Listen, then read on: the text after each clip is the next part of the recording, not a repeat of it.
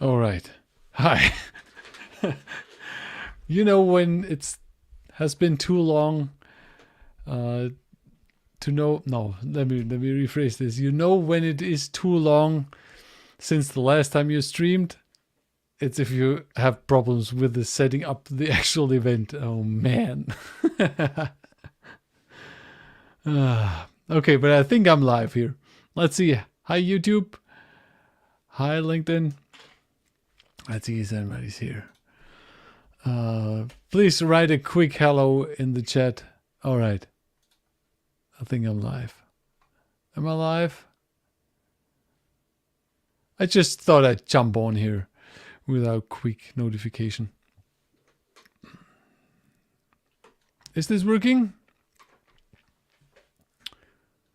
All right.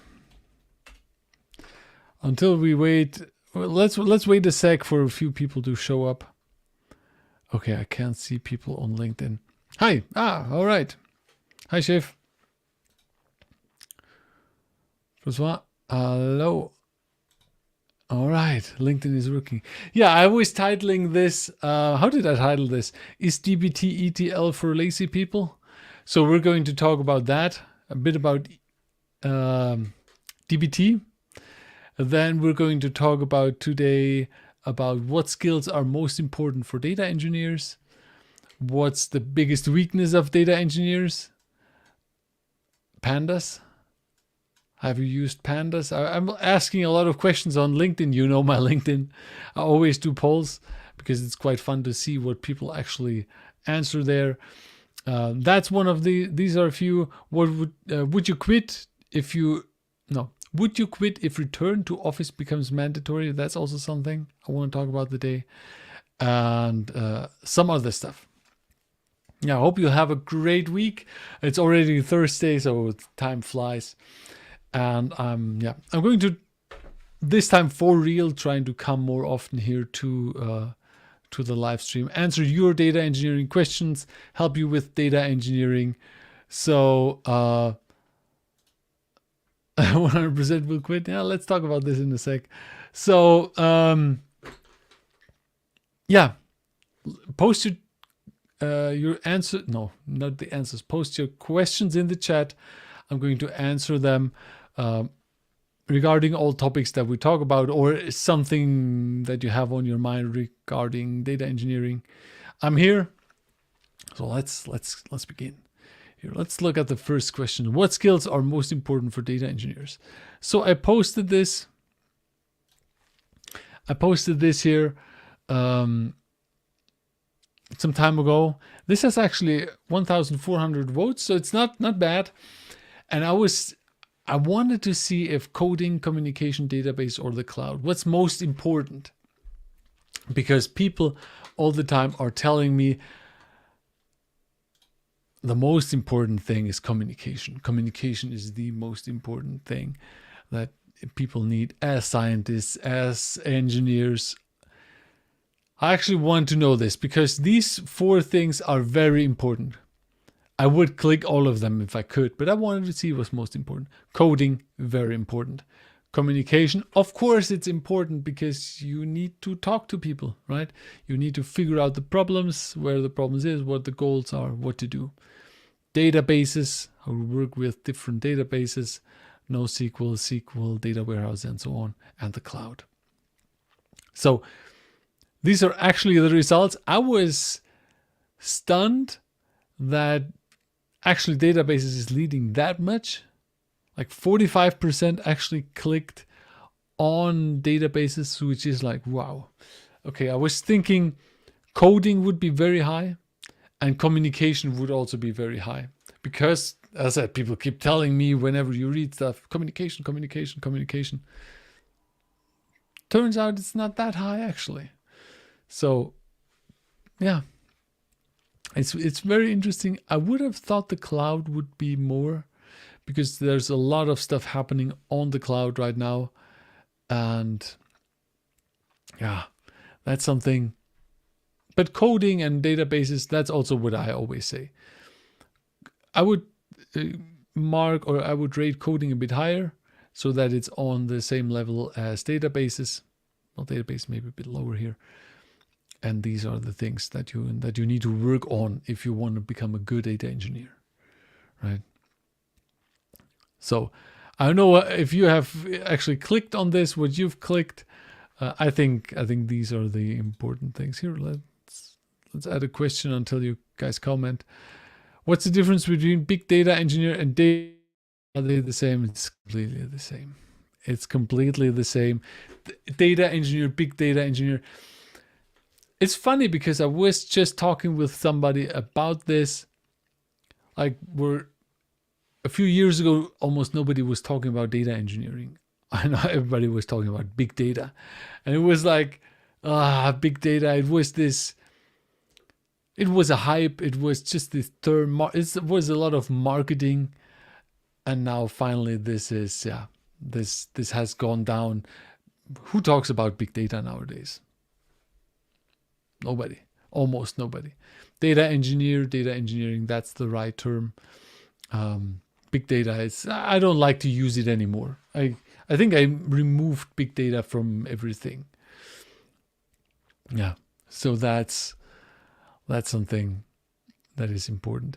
I also, by the way, asked the other way around about the important stuff. What's the biggest weakness for data engineers? And I was thinking, for me, overcomplicating things is the thing that I actually also see the most. It's very difficult to generate something that is simple and works well. It takes a lot of effort to do this. It's very simple to just throw something together and it works and it's not optimized or something, right?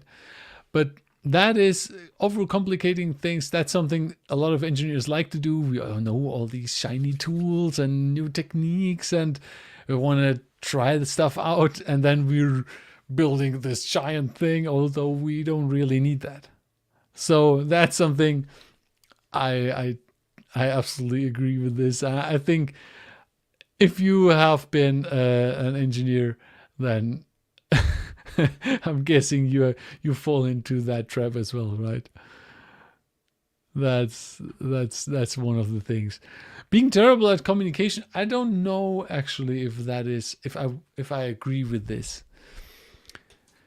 Because as engineers, yes, we're introverted, and although I'm doing these live streams and although I'm talking a lot about engineering, I'm also introverted. I don't like to talk to a lot of people, and I'm always thinking for myself and about stuff first, and like I'm also more introverted, and for that sometimes terrible at communication.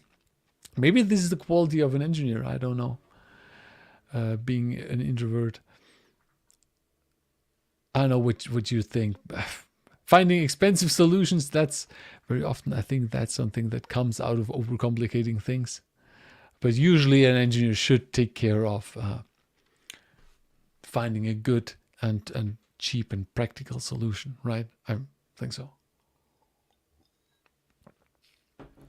Yeah. There were a few things. Let's quickly get to the DBT thing, because I don't want to. I have a few other things. So I was posting here, is DBT an ETL tool for lazy people? Right. 30% said yes, 71% said no. In this post, actually, when I did this, somebody was writing not ETL, ELT, right? Because DBT is an ELT tool. Yes and no. So with a quick lesson, ETL versus ELT. With ETL, you take data from, or extract data from the source, you transform it, and then you load it into a database or into a storage, right? So the transformation is before the load. With ELT, the idea is, for instance, that you take data from a data store and then put it into a data warehouse, and from there you do the transformations then on demand or later then inside the warehouse when it's already loaded in there. And so is a bit of a difference. Transform the data into the final form before putting it into the warehouse, or just loading everything in and then transforming it. And I think here's my reasoning why I titled this is DBT an ETL tool for lazy people. Because ETL needs a lot of effort, right? You need to actually figure out what's the source, how do I extract the data from the source, how do I need to store it later so that the analysts or the scientists can work with it. And then you need to figure out exactly which transformations in the middle do you need to take care of before you load it in. So ETL is a lot of work, especially like for engineers. It's you need to be a good engineer to understand and make this production ready, an ETL process. Whereas for us engineers, ELT is fairly simple, right? You have a source, you take the data from the source, load it one to one into the warehouse, into the other database, and then somebody else is taking care of it, right? So from an engineer's perspective, DBT could be a lazy way or a tool for lazy people, because then for the engineer, it's a lot less work. You don't have to take care of transformations. You just take the data, put it in, and then somebody else cares about it. So that's something that I was thinking in lines when I created this. 30%, I mean, 30% here agreed. DBT is a tool for lazy people. You just take the data, put it in, and then later, either later yourself transform it or somebody else. Although 71 says no. Don't get the impression that I wanna put down DBT. I think DBT is a good tool. I'm also going to create a course on DBT. I told this before. DBT should be, now we have September, October, in November, but I think it could be used as a lazy exit for engineers to offload the actual transformation work to somebody else. So that's something why I did this. I'm working in cloud transformation in my organization. I'm confused where to focus more grown career as DevOps engineer or data engineering. Well, it's always a bit difficult. DevOps engineer, data engineer. As a data engineer, you also have to do some DevOps. It's not like, or it's a part of the engineering process. You need to develop stuff, have the right processes for the development. You have to work on operations. You take your stuff, put it into production, then maintain it. So I think DevOps in general is a way that is important for data engineers, and we're going to get in touch with this either way. DevOps engineer, I think that's more of the broader thing, right? That most likely does not necessarily need to have to do something with data engineering. So it depends. Do you want to focus on engineering or data engineering? Do you want to focus on certain tools, or do you want to go more broad and like any software you're doing the DevOps for? So that's the decision I would say to do here. Yeah. Any questions about DBT and ETL for lazy people? Any comments on this before I move on? Put them in the chat.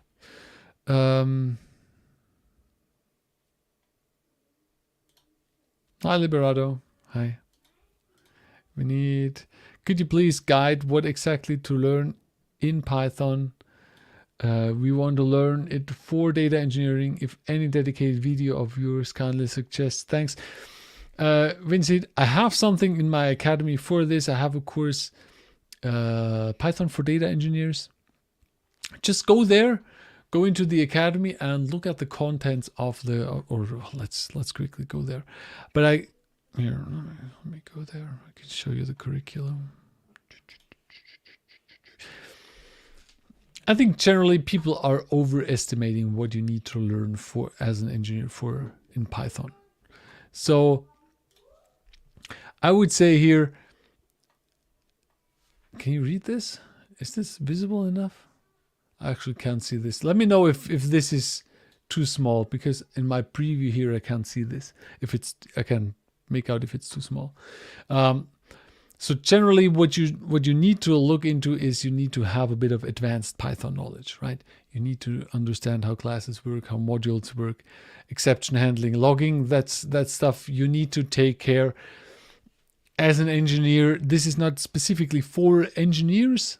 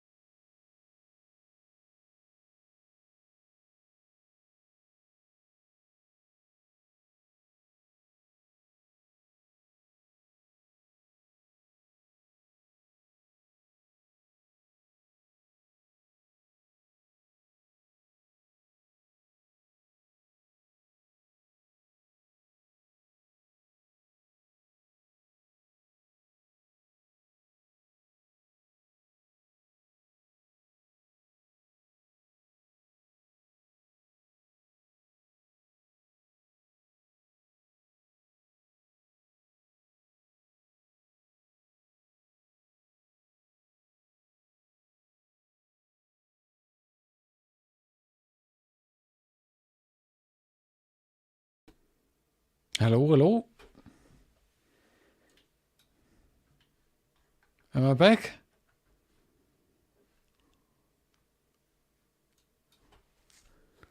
Am I back? Here? Can somebody please post in the chat if I'm back?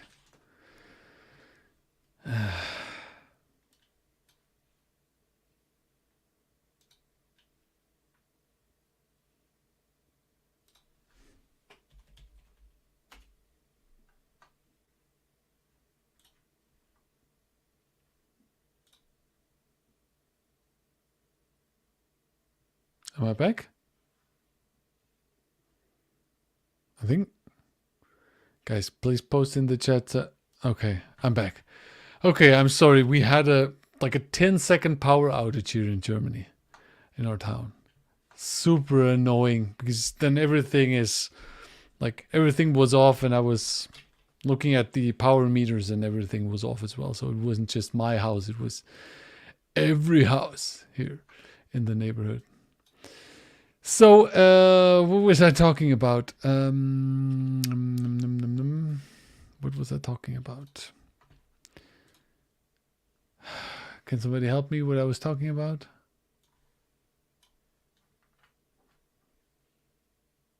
What was I talking about before the... I was talking about the Python, right? Python. I was talking about Python. Okay, let me share the screen again. So about Python, I was saying the advanced Python, or the stuff that people actually should do. Yeah. Then for data engineering, I would start here with, first of all, how to work with timestamps, because you're working with timestamps all the time. And it's good to have a library like datetime that you understand how to use it, how to transform timestamps, how to work with timestamps in a readable format with epoch and convert this stuff. That's something that is very important, with time zones as well. Then JSON is one of the things. JSON, you need to work with JSON. How can you transform, or how can you store JSON information into dictionaries and so on. And then JSON validation is something very important, that you actually, because very often you get data from an API and then you need to figure out, okay, how can I actually check if that is a valid JSON? And for that, JSON validation is cool because you can set a schema and then feed it a JSON, and this will then check the schema and tell you, is the JSON correct or isn't this correct? That's something very important. Unit testing, I think, it could also go into advanced Python, but unit testing is very important. And then pandas. For me, personally, pandas is something that is very important, that I used a lot, that I like a lot to set up, to transform data. That is also something that I had in my, where's my Miro board? That I had on the Miro board, where I was asking people. That's also something I wanted to show you. Where is it? Where is it? Where is it? Here. Have you used pandas for working with data? And I guess that's missing it before. But yes, 89% of people actually use pandas for working with data. So pandas is a big thing. I know every time I write this, people are posting, but pandas isn't good for performance of big data, and pandas isn't good for this and for that. A lot of people use it, a lot of people work with it, so there must be something about it, right? And there were a few very interesting comments under this poll. One was, I'm not sure who that was. So you can find that in my LinkedIn timeline. Somebody was saying regarding pandas, how important it is. It's more important than understanding SQL. I don't think so, but I think it's a very interesting viewpoint nowadays, right? To even think about, is this on the same level as SQL pandas for an engineer? I think that's very interesting. That's a very interesting thought. Yeah, some cool questions. One I copied out, some cool answers. One I copied out here. Although pandas is not meant for big data, I see that it is again. As somebody else mentioned, it's great for quick exploratory analysis on small data sets. Well, smaller data sets, yes. It's also great for a library to be introduced to when starting in data engineering field. Yeah, So that's absolutely true. It's very handy if you need to do a quick transformation. Just use that. Use pandas. Much of how pandas data frames work is very similar to other data structures in other big data tools like Spark, making them easy to learn and work with, and even in less than ideal scenarios where there are techniques in pandas one can utilize if needing to deal with big data, like processing batches or large batches, utilizing pages, chunking, and so on. And that's something that is absolutely true. And that's why for my data engineers course, Python for data engineers, I focus on pandas as well. Like first I give an intro with data types, appending, merging data frames, normalizing and lambdas, pivot and Parquet files, read and write. That's also something very interesting with Parquet, because Parquet is very often used because it's such a efficient format. Melting and JSON normalization is also something very important that every data engineer needs, because JSON, as said before, a lot of stuff is JSON. So yeah, I'm guessing you as well have worked with JSON before a lot.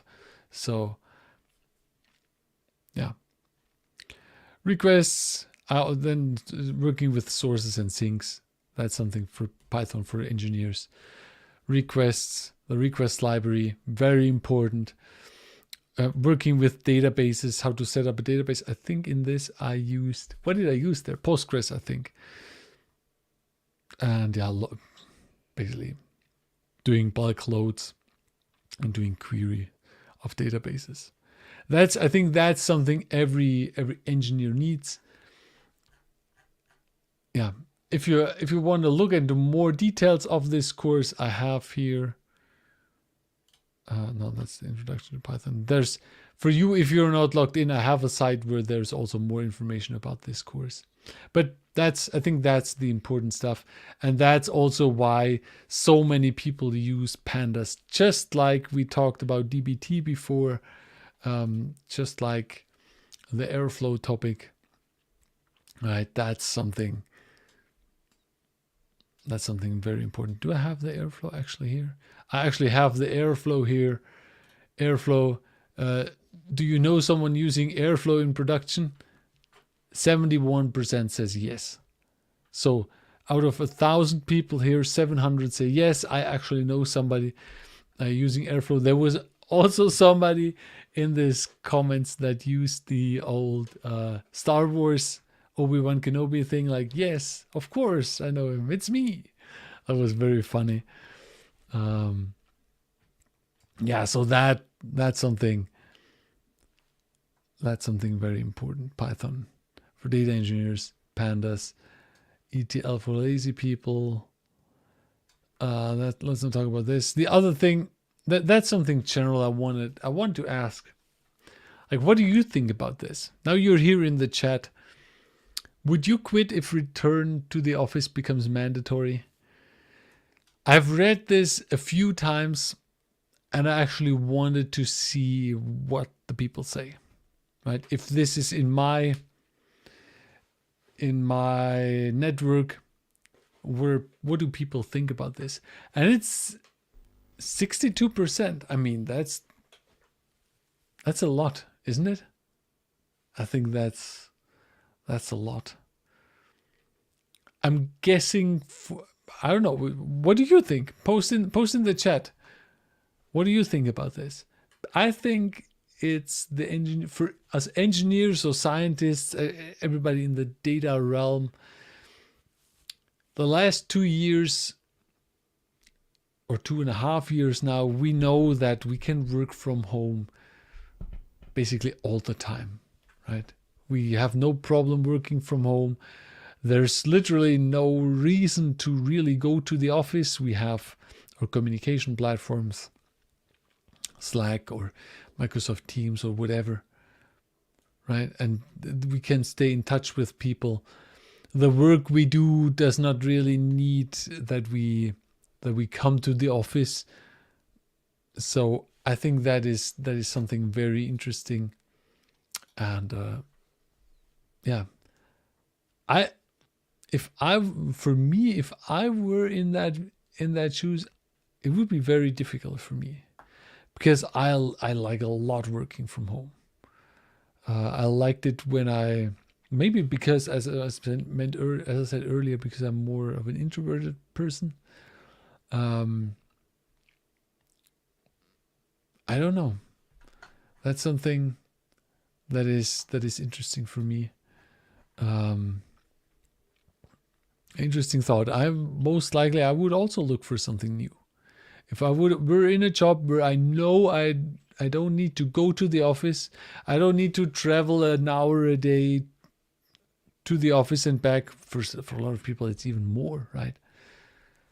And the work gets done. Why would you? I don't know. So that's something that is something very very interesting to think about. Um, Work doesn't need me to be in the office, but good to get to know my boss, director, teammates, team activities, work activities. Enjoy. Yeah, Tommy, that's something. Um, that's something that is interesting. Where you get it gets very lonely in here. That's true. I also saw that. Um, you don't have that connection to your colleagues where you're on the way to get a coffee and you get into a small discussion about, and it doesn't need to be private stuff, it can also be work stuff, right? You get into a discussion, there a bond gets created there over time. You don't have that if you work from work from home. Yeah, for some people work from home is not good, but I mean, I'm okay with going. If you want to go to the office, then go to the office because you want to get in touch with people, because you want to get to know people, or try to like get people together to meet certain days at the office if it's possible. But I think uh, yeah, that's something. Going to the office 2 3 times a month. I go in for things like one-on-ones mostly. That's a good thing. I mean, that's a healthy. I would also say that's a healthy number. Some people think now we're going back to normal, right? We're going back to normal, and we can get people to go back to the office either full time or 3 days a week or something. It's not gonna happen. Not gonna happen. That's why this poll was actually so interesting for me to see this, that also my network thinks about this, that you think about this in that way. Yeah, it doesn't need to be in the office for us. For some jobs, of course, if you're yeah, if you're working in a factory, you need. I mean, how would work from home work? That doesn't work. But for us, all we need is a computer and a headset and a monitor. I mean, and wireless network and power, right? Now in Germany we have all these discussions about power, and I don't like, drives me crazy to think about this. So yeah, only the necessary stuff, and then you get that done. Yeah, I don't know. Anything from you guys? Are there some questions? Post some questions in the chat. I'm going to try to keep this a bit shorter with topics for me, and I'm going to come back tomorrow. Oh, well, tomorrow is Friday. Let's see if I do. Then I'm going to announce this before, and I'm going to bring something new. Do I have missed a comment here somewhere?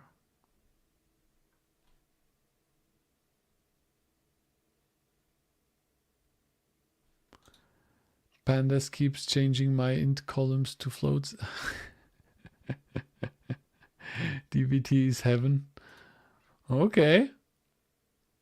I'm going to see how. I haven't used DBT in production or something, right? So I'm going to learn this also for the first time when I do the course. So that's something interesting. I don't see any more comments here. Yeah. So currently I'm working on this. What I've also been working in the past weeks is making the academy better, teaching people, learndataengineering.com, you know, the site. I've been trying to get this, so this is going to be that I organized the academy more into tracks where you have open source tracks, AWS tracks, Azure course, Azure track, modern data warehousing tracks, and Hadoop track, and so on. I posted about this some time ago on my LinkedIn. That's something I'm currently working on, making this better. Next is going to be here, this in the modern data warehousing thing, Databricks and Snowflake for our Lakehouse project. Airflow we did last in July. I released the Airflow course. Databricks is going to go next. The development is already done. I just need to record the videos. Then Snowflake and then DBT. That's the goal for this year, for the rest of the year. Have these. Yeah. And yeah, about that, I guess that's it. If you have any more questions, don't hesitate, put it in there.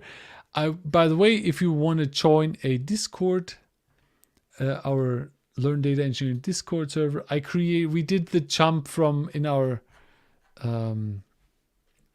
for our academy, we had the Slack, a private Slack channel until now.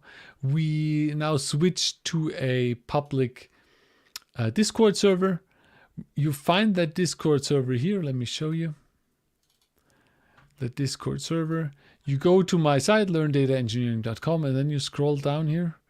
And here's the symbol is still, no, I need to. Yeah, I'm sharing this. The symbol is still the Telegram symbol, but here you have the Discord server, and you can join the Discord server for free. Just use this link, and then you will get to Discord. And in our Discord server, what we have is we have public channels where I also posted that I'm live here, and we have private Academy member channels. If you're a part of the Academy, then you can also have access there. Right now, in the normal general channel, 7 Academy members are online and 33 others. I think we have over almost 600 people in that Slack channel, in that Discord channel. So check out the Discord if you want to join.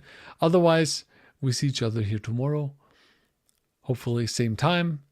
My 4 p.m., which is Eastern time in the US, it's 10, or what is it on the West Coast? I think West Coast, isn't West Coast 3 hours? So it's 7, I think 7 on the West Coast. Yeah. Have a great one. If you have questions, join the Slack. Not Slack. Damn it. Join the Discord with a link. If I could, I would post the Discord link in there, but I don't think I can. Let me quickly check if I can post the link here. Yeah. Yeah, okay, I can. To YouTube, I can post the Discord link. Here's the link to our public Discord, or go to the website. And then, yeah, I hope you have a great day. I hope you have fun in your job. And if not, if you want to switch to data engineering, you know where to go. Yeah, thanks for being here. Thanks for the awesome comments. Sorry for the interruption with the power. I hope this is not getting normal here. Yeah, see you later. Bye.